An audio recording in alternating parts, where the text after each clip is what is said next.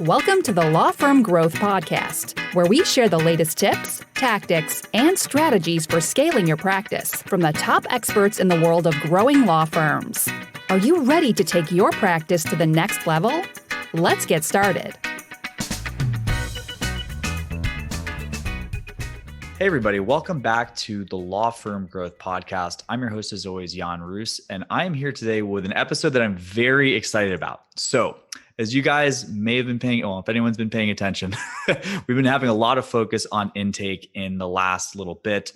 If you guys actually, this was a podcast that was released this morning, but probably will be a couple of weeks in the past for when we get this episode out.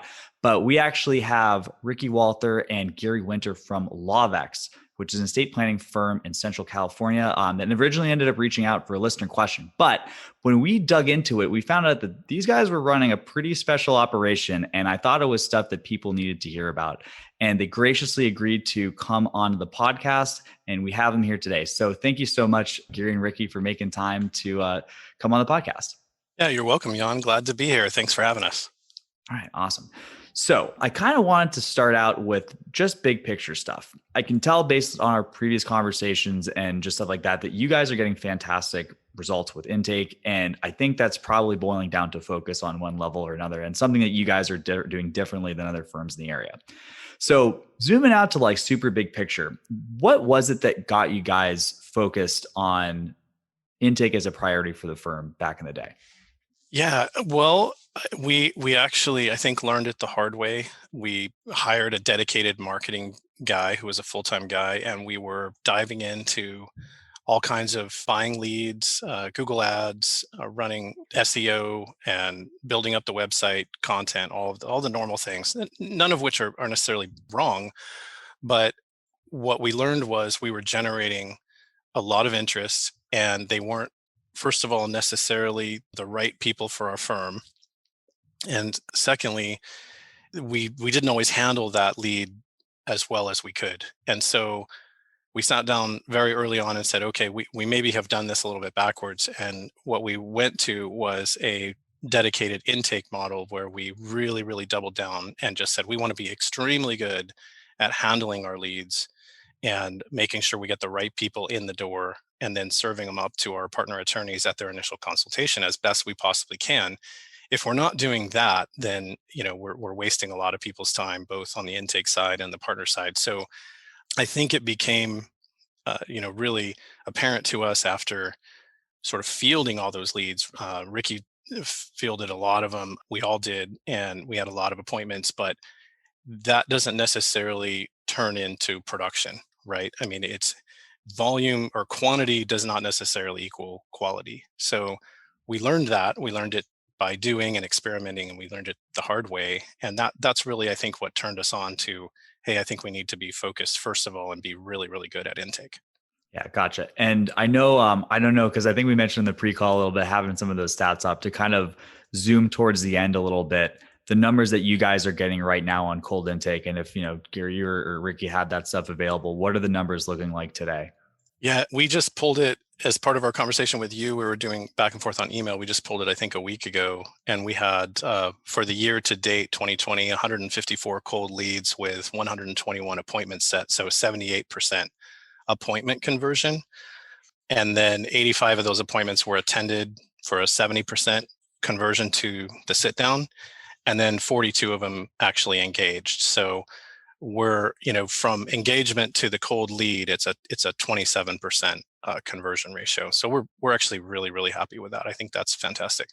Yeah, no, that is totally amazing. And the thing is that it was actually interesting. I recorded that podcast before I ended up getting those numbers from you guys. I was like, oh yeah, if you can get 20% of these people in the door, I'd consider that a smashing success. But you guys have, 80% of the people that you ended up, or I think it was 80 and 80. I could do the math on that if it was earlier in the day. But I mean, it's also I totally agree. Those are fantastic numbers.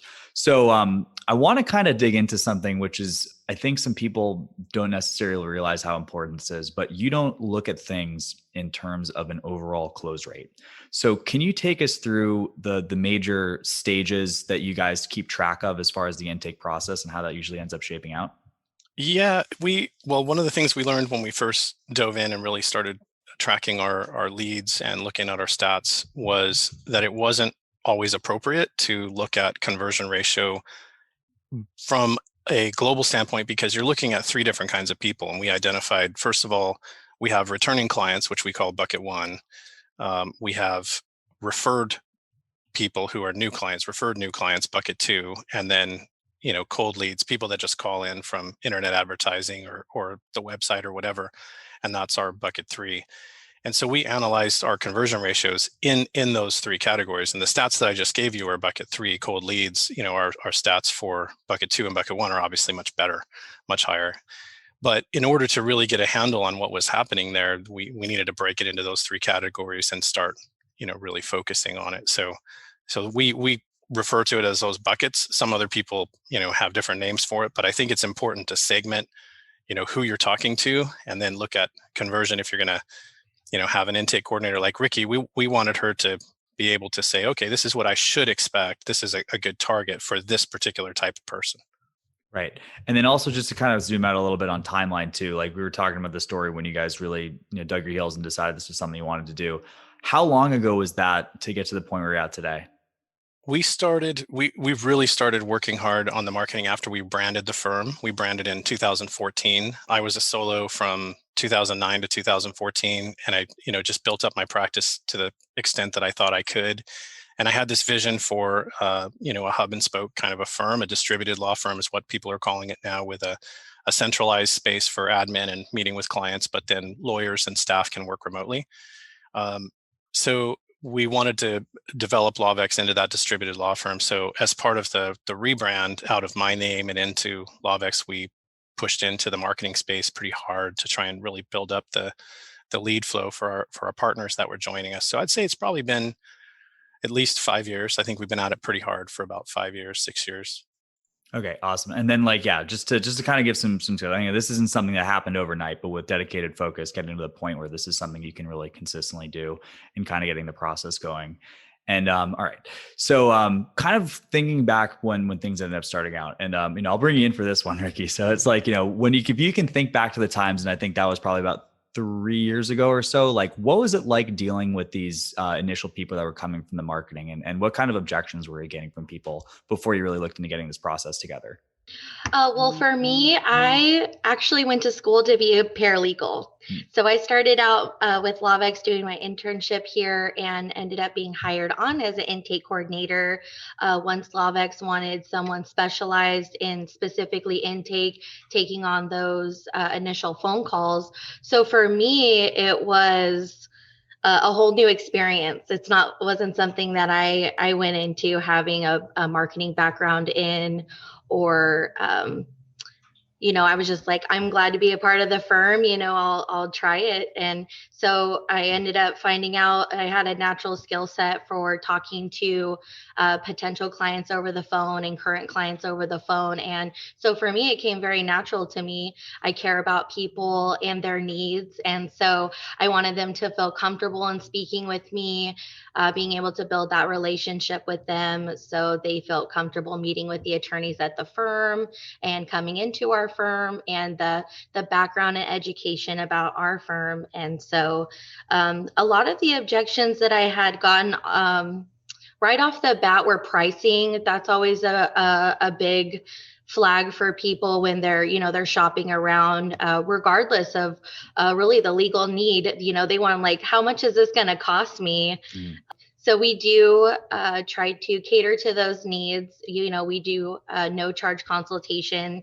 We want them to go through our intake process, come in, get a chance to meet us face to face, or initial call if they are, living remotely or for any reason, and just give them the opportunity to kind of to know us right out the gate, and do like a meet and greet, and then a discussion of their legal needs, and go from there. But number one would definitely be price conscious for sure. Yeah. And I also kind of want to point some things out that are super interesting. So first of all, Rikki, you're the ultimate team player. If you came in to do paralegal stuff and you just stepped up to the plate for probably one of the most uncomfortable jobs in any law firm, right? So absolute kudos to that. But like, I want to also point out too, it's just like, if you step back to those numbers and look at how much of an awesome job that you're doing, a lot of the times I think there's this perception that leads people away from looking into intake when they think, yeah, well, like, you got to have this crazy, Alec Baldwin, like coffee is for closers model. But like the stuff that you're talking about, Rikki, it's about empathy. It's about meeting people where they're at. And that's how, a lot of times people don't equate that to having really, really stellar intake results, but like, it's really illustrative that that's the kind of stuff that you're focusing on a call more than other stuff else. Now, as far as kind of how you guys have kind of gotten into the process, obviously, then versus now, like, what are like the key things that you're listening for when somebody ends up calling the phone, but it's a bucket 3 lead, and how are you kind of getting them onto the path where, you're going to be getting them on the road to booking an appointment? So answering the phone call, we've taken another tact. Instead of just saying, hey, law offices, I start out by saying, hi, thank you for calling Lawvex. This is Rikki speaking. How may I help you? Right off the bat, where you're calling, who you're speaking with, and, I'm willing to assist you in any way I can. So at first, you don't really know if it's a cold lead or referral or an existing. I mean, most of the time, if it's an existing client, they say who they are. They're a little bit more friendlier. You have that more laid back relationship with existing clients. But I always kind of start out the same. I say, thank you for calling our office, and they just say, hey, like I need a will or a trust. And I said, well, thank you so much for reaching out to our firm in regards, to your estate planning needs and goals. I'd be happy to assist you with scheduling an appointment in regards to the services. I kind of get a general idea of what they're looking for, if they already have an estate plan. So during this process, I'm thinking of like the attorney I can set them up with, the scheduling in that aspect. We have 2 locations now, which one works better for them. And then I always ask them, hey, how did you hear about our firm? If they were personally referred, of course, we like to track that information. We always send handwritten thank you cards to our referral sources.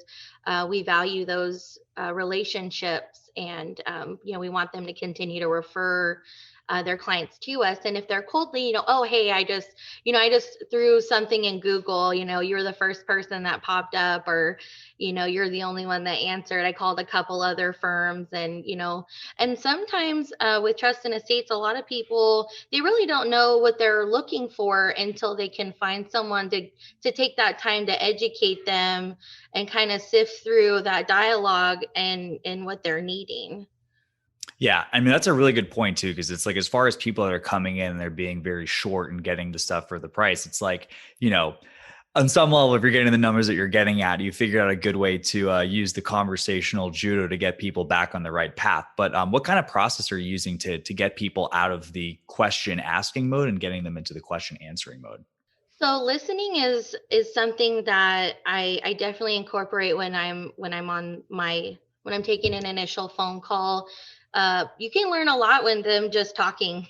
Yeah. They're talking about their family situation, their personal situation, what they don't want, what they do want, their past experiences with other attorneys, and they want reassurance that you're not going to be, billable hours and, non-itemized invoices. They want they want reassurance, it's like past relationships or something, like, oh, I don't want to get into this again, Yeah. So I just generally listen to them, and I let them know, like, these are areas that we specialize in. All of the attorneys that we have here at the firm are specialized in these niches.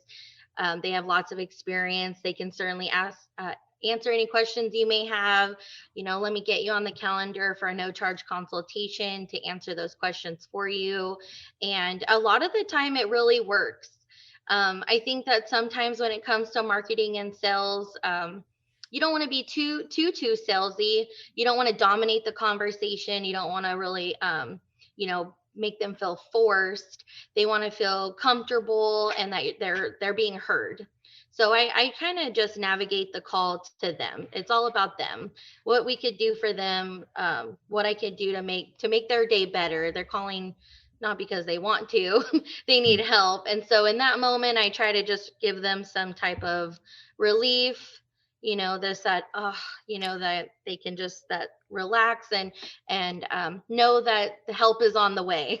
Yeah. And Yeah. so that always really helps out. And then with our intake, we do use Clio, like Gary had mentioned earlier, and so we do take advantage of Clio Grow. That's how we track all of our intake and our leads and them through our pipeline. So it's always good to give them something to do, so they don't forget about you after you just hang up because they've talked to so many people. So, I say, hey, I have you, scheduled for Tuesday at this time with this attorney. I'm going to email you that appointment date and time. It has our firm information, our website information, along with we always send out a digital assessment for them to fill out as well. Gives them a little bit of homework to do.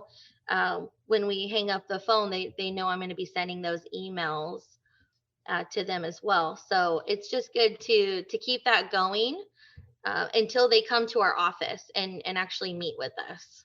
Yeah. And I think that's super important too, because if we kind of go back to those numbers, getting about, 4 out of 5 people that are on the phone are going to schedule an appointment. And that, a lot of that boils down to the experience that they're having when they're on the phone with you. But also that show rate's really important too. So you mentioned basically there's a couple email follow-ups.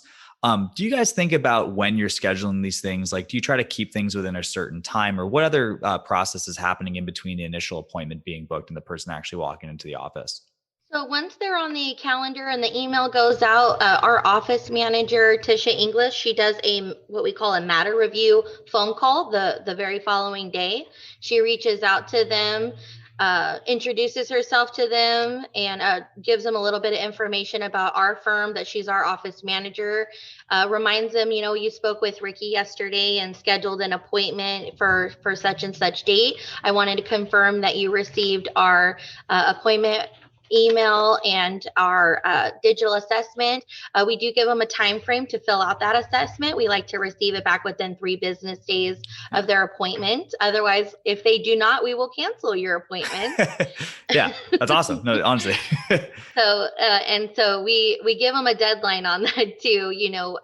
Our time is just as valuable as theirs as well. And so, they do have that time frame, and which is really surprising. Her and I will discuss after her matter review call, and people that just set up an appointment with me, not even 24 hours later, they forgot all about me and they don't know who I am and where are you calling from again. And so it's really good to do that additional step. And then they do get an appointment reminder the day before as well. Yeah, it's kind of funny. I was actually just on the phone with one of my sales guys who's we made a pretty recent hire, but I told him, as far as people showing up to the demo, I assume that every single person got hit in the head with a baseball bat the moment they hung up the phone. So I always, you got to make sure you're telling them that you told them. And then also usually a little bit of a refresher when they end up picking up is usually a good thing as well.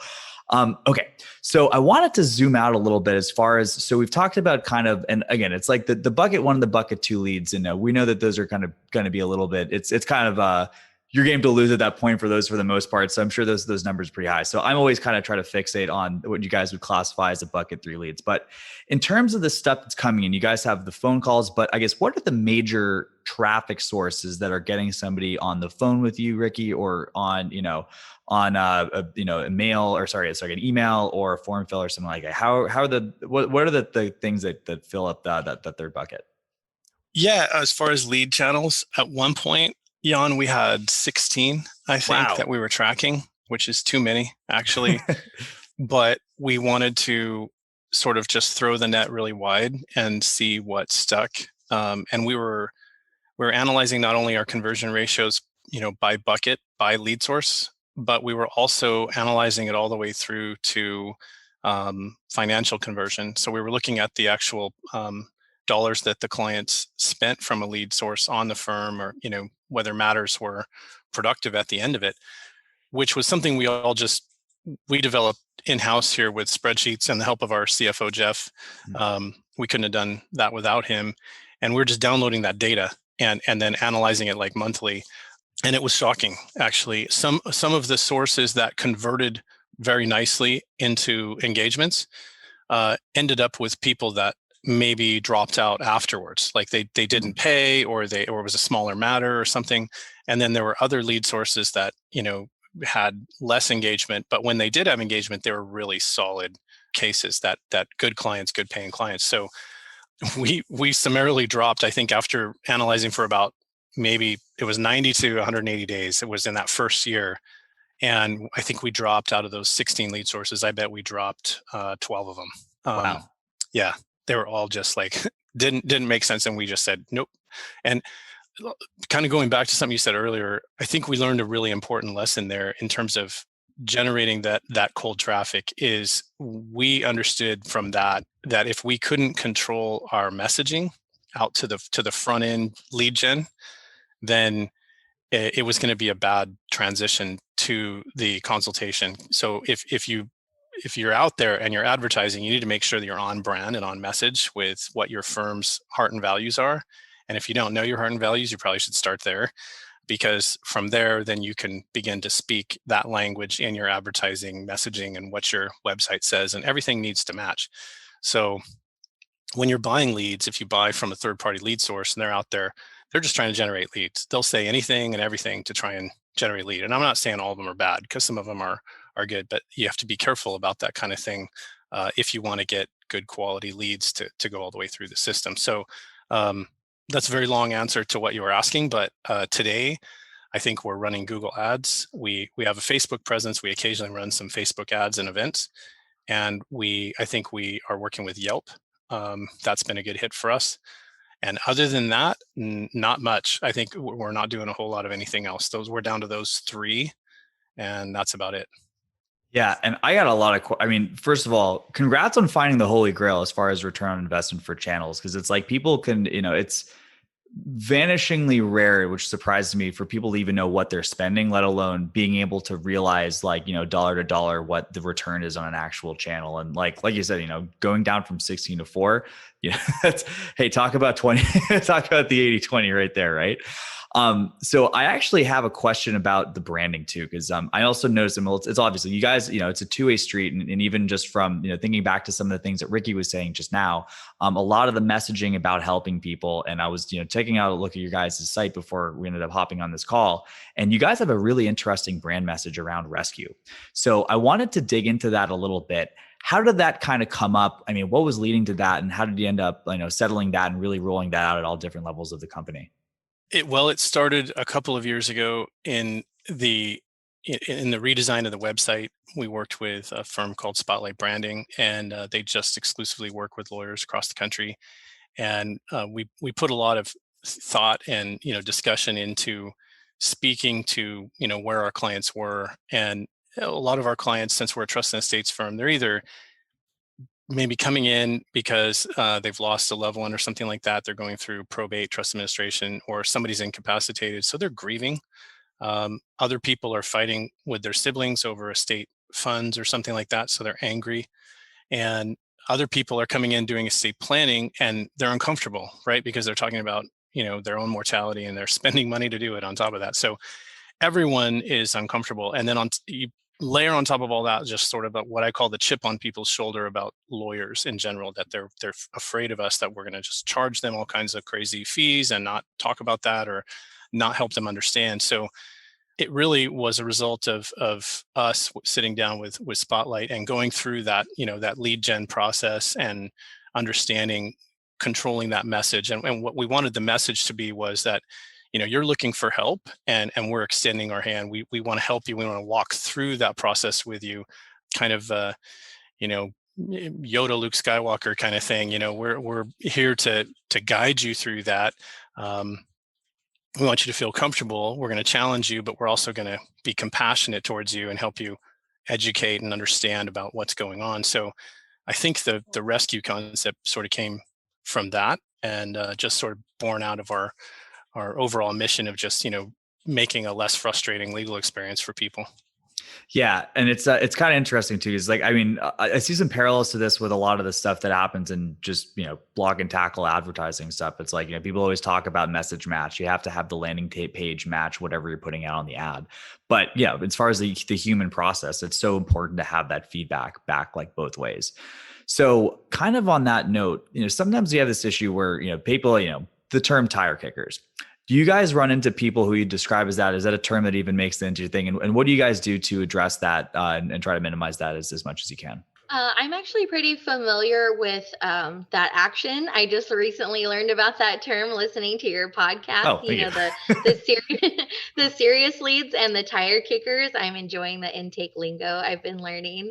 Oh yeah, definitely. There, you can almost. I mean, I know that you're really into Eugene Schwartz in his book, and that there with intake there is like kind of a psychological knack to it a little bit. You can almost kind of tell on the phone the tone of their voice, if they're being genuine or not, or maybe they're just doing it to kill time, honestly. But that's why I said like earlier, if you do a lot of listening, you can really kind of listen to that and kind of decipher that almost immediately if you really know what you're looking for. I've talked to a lot of people and we get a lot of calls on a daily basis. And so, I mean, even if I can tell it's a tire kicker, I still am cordial and polite and helpful with any questions they may have.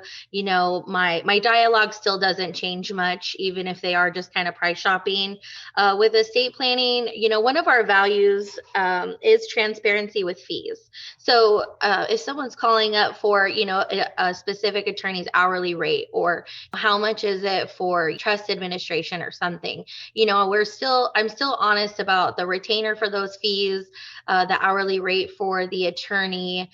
With estate planning, it's really early in the client journey to be able to quote those fees. There's so many different things to consider, if they're a blended family, if they want to do separate trusts or something, it really just depends.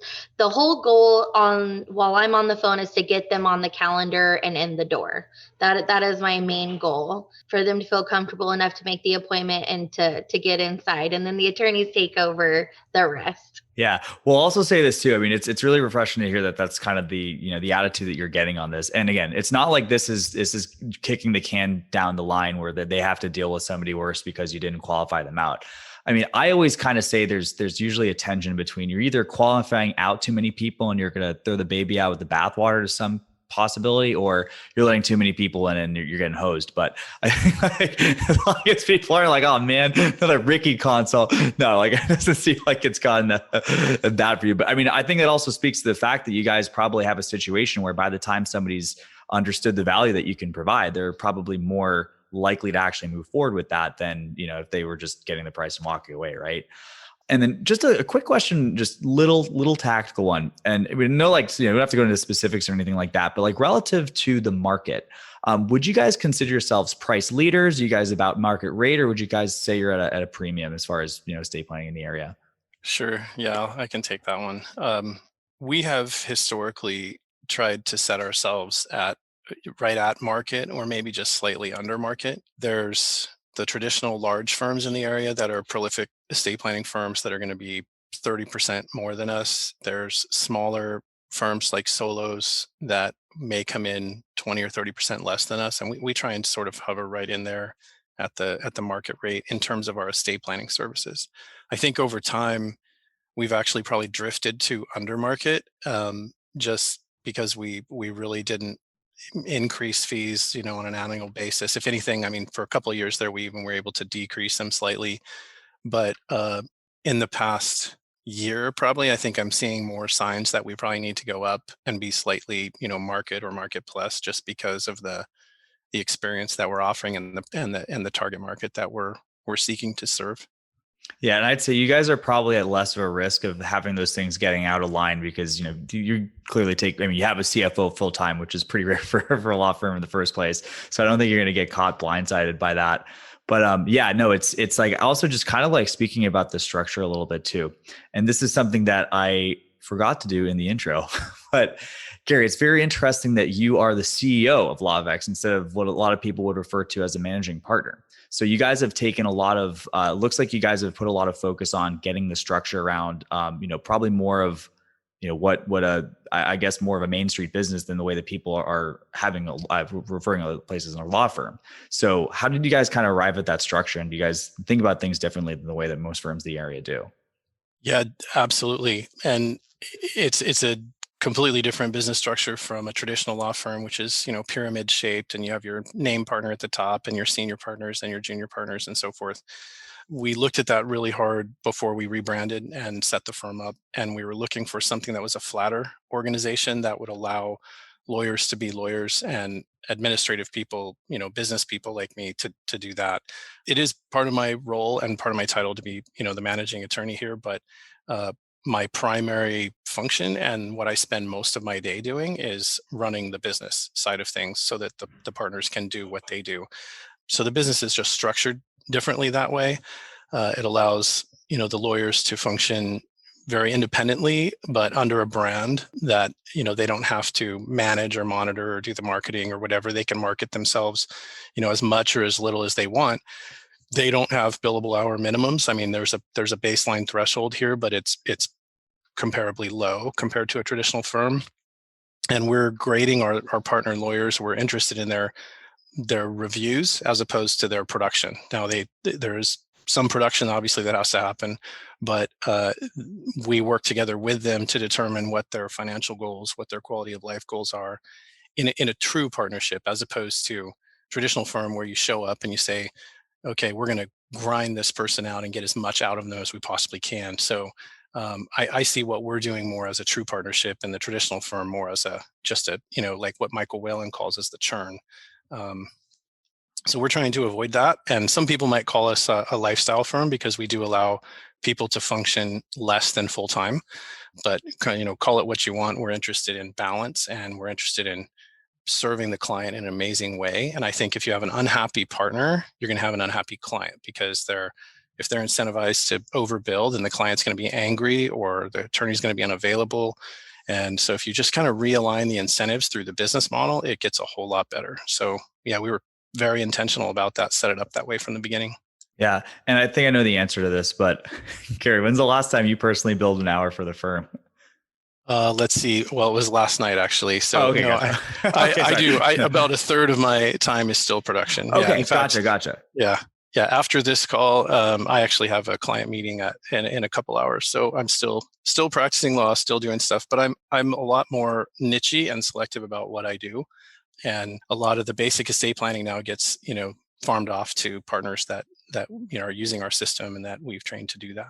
Okay, gotcha. Yeah. And because my confidence was completely misplaced by that question, but that was kind of my follow on too, because it was interesting because you mentioned prior to the rebrand, going from a solo to the point where you have almost kind of like this central, marketing function almost. It's kind of like the core business that's feeding out to the different attorneys. It's kind of interesting how the transition works, but I guess, on some level, it's probably been a shift to the point where you have a third of your time, where it was probably a little bit more in the beginning, and you've just been able to focus on working on the business a little bit more than in the business over the last couple of years, right?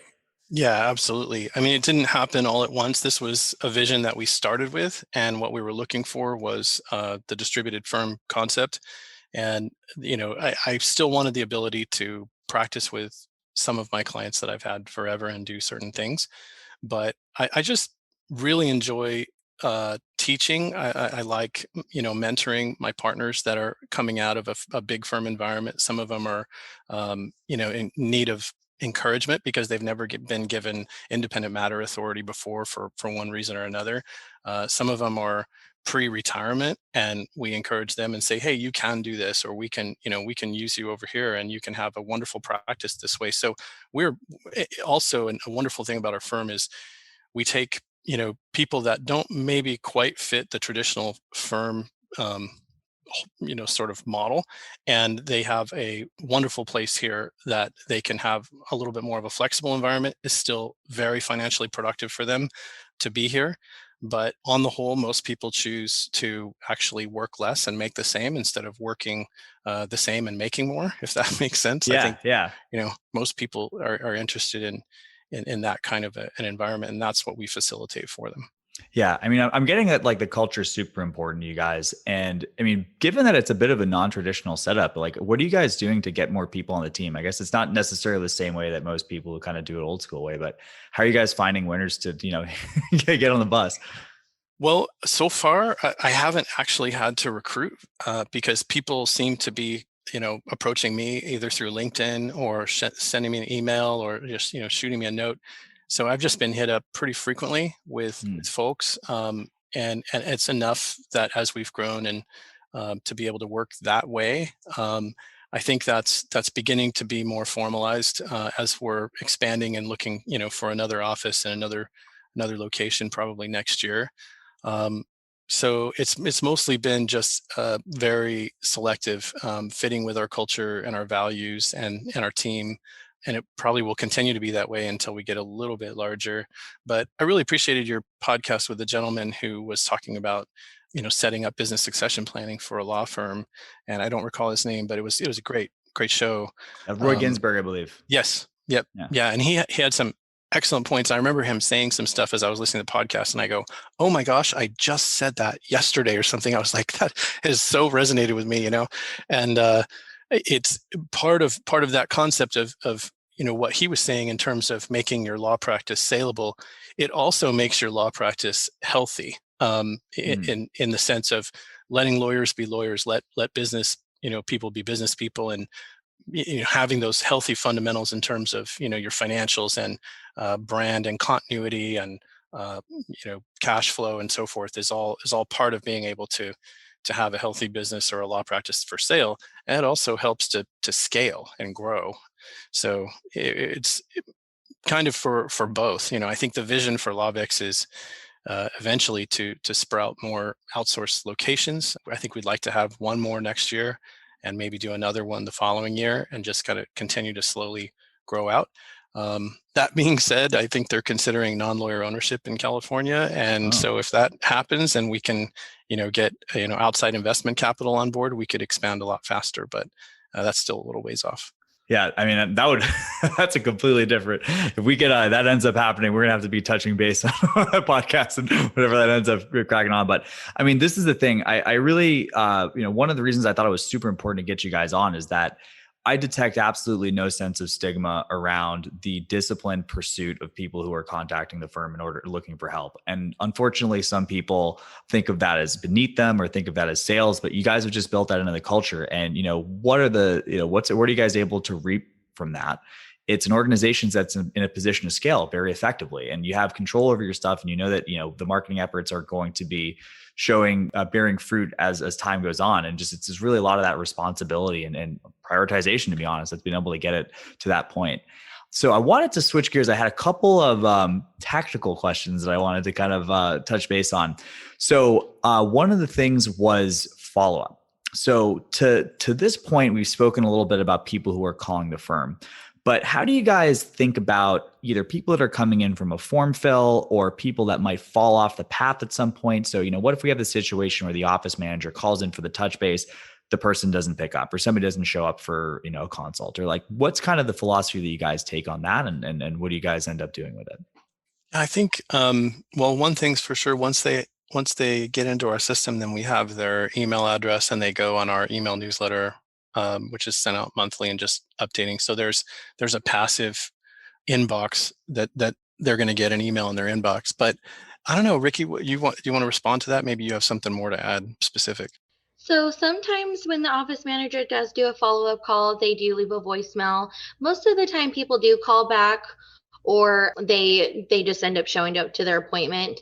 There are times, naturally people go through the intake pipeline, everything's great. They do the matter review call, they fill out the assessment, and then their appointment date comes, and then they no show. So when that happens, it's something that we certainly do document. Maybe that potential client is not a good fit for our firm. We do take the proper guidelines and steps to follow up with that individual. We generally try to follow up at least 3 times within their no-show of their appointment.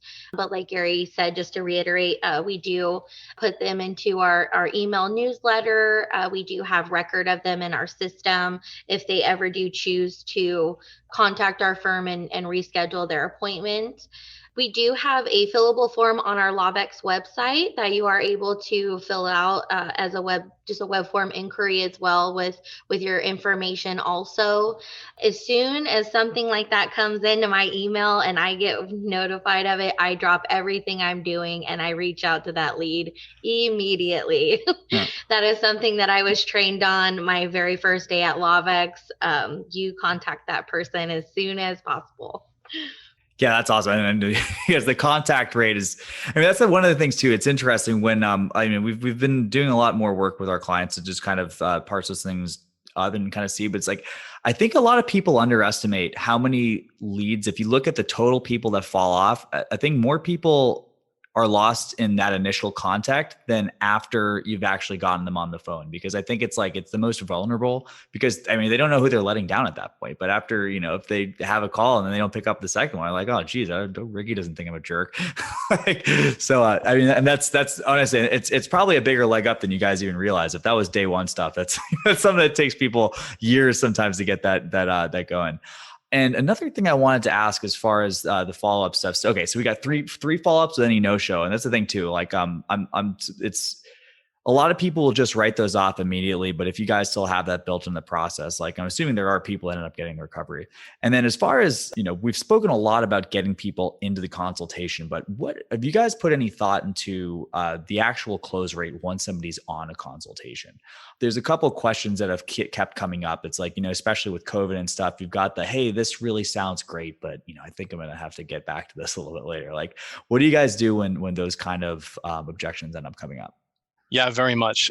We worked hard on that after we started setting a lot of appointments for some of our partners who were newer with us. All of our partners are 8 years, 10 years, even longer attorneys, but they weren't necessarily treated as having that independent matter authority and being able to engage a client at their prior firms.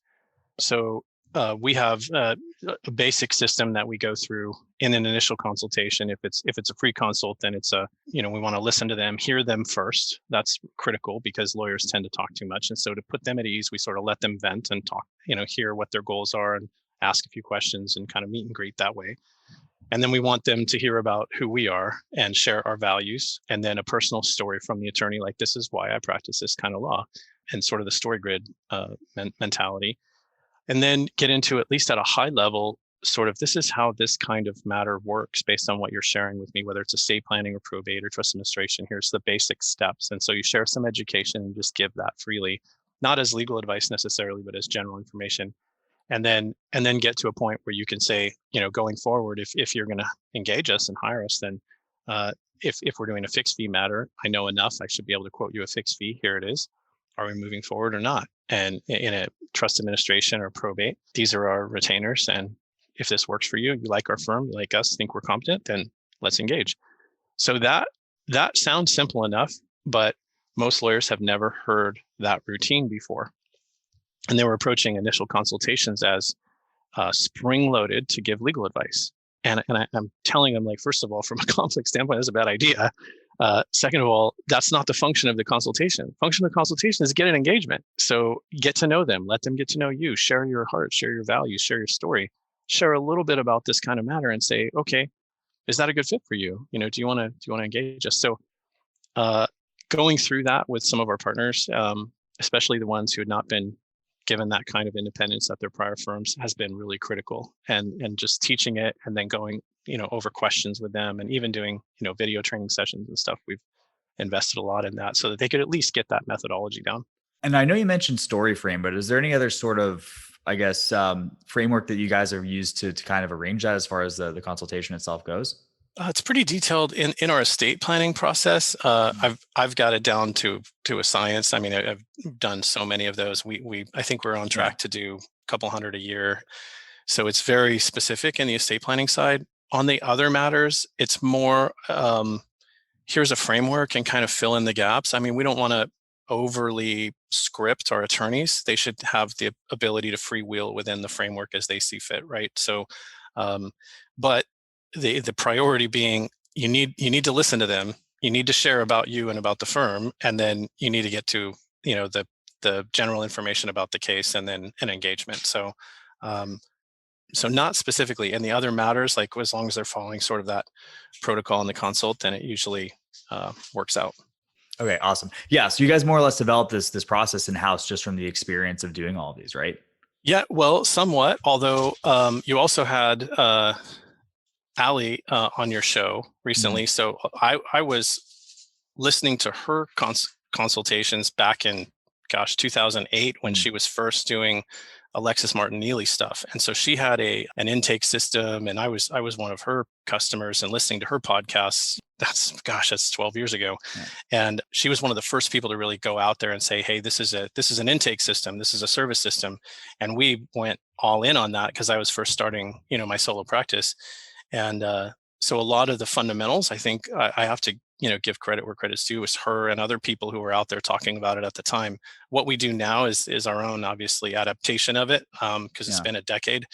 But I think, everybody needs to listen to people like you, Case Fuel, people like her who have been doing it, and they'll pick up the bits and pieces that are fundamentals, and then they can tweak it to their own, their own system. Yeah. And I guess, at some point too, it's like, you have these things so internalized. I'm sure if like you looked at a particular part of the framework, like sometimes you don't even know, like, what stuff that we came up with versus stuff that I heard sometime like once upon a time. Right. So, you can, I guess what did Bruce Lee once say? I think it was, you must learn form to become free of form or something like that. Okay. Yeah. Last question, and this is kind of, I guess in the sales. So you guys mentioned, again, we've kind of skirted past the referrals. Do you guys have any sort of a system in place for getting more referrals out of the clients that you guys are already signing? Yeah. So we went heavy into that arena. There's probably more than I could tell you in this podcast, but yeah, we absolutely have a referral system. There's a lot of simple things that we do. Rikki mentioned earlier, if somebody sends, we're going to obviously send them a handwritten thank you note. We track the referral source. So we have a custom field in our, Clio Matter that we know who it is. We will do what we call VIP refer events multiple times a year. And we invite those referral sources. We invite them to bring their people that they want to refer, whether it's a financial advisor and their client or a CPA or whatever. And we just went to a, kind of a mode where instead of just asking people referrals, we'd rather give them something first. And so what we were giving them was, hey, show up, we'll give you an appetizer and a drink, and we'll hang out with you, and we'll show you that we're not these evil lawyers that you can't hang out with. We're cool people. And so we started creating these VIP refer events, and we were prolific at it until COVID hit, but we can't wait to get back to it because they're actually a lot of fun. And then the other thing that we've done is something we call bagel bombing, which is when a group or a title company or a CPA group or something refers, we'll have Rikki swing by with bagels and coffee in the morning and just say, hey, thanks a lot. Here's, from us, we appreciate you guys, and try and continue to build that relationship towards maybe even doing a lunch and learn or something like that. So I could go on, but yeah, we have an elaborate referral program. I was gonna say, yeah, shame on me for not asking this earlier in the process, but I know you guys gotta go. But yeah, guys, it has been so helpful. And I think for anyone, regardless of whether you're a solo right now or you're getting to the point where you're scaling up, I think there's so many valuable lessons to be on this. I know I'm going to be listening to this one a couple of times. I know I'm going to be sending this to some of our clients. So I think it's been super helpful. So thank you guys so much for taking the time to be on the show. Well, you're welcome. Yeah, my pleasure. I really enjoy your podcast. You have some, fantastic guests, and it's an honor really to be included. And yeah, thanks for having us. All right. Thanks, guys. And we'll be on another episode of the Law Firm Growth Podcast Tuesday at 8 a.m. Eastern. Thank you for listening to the Law Firm Growth Podcast. For show notes, free resources, and more, head on over to casefuel.com/podcast. Looking forward to catching up on the next episode.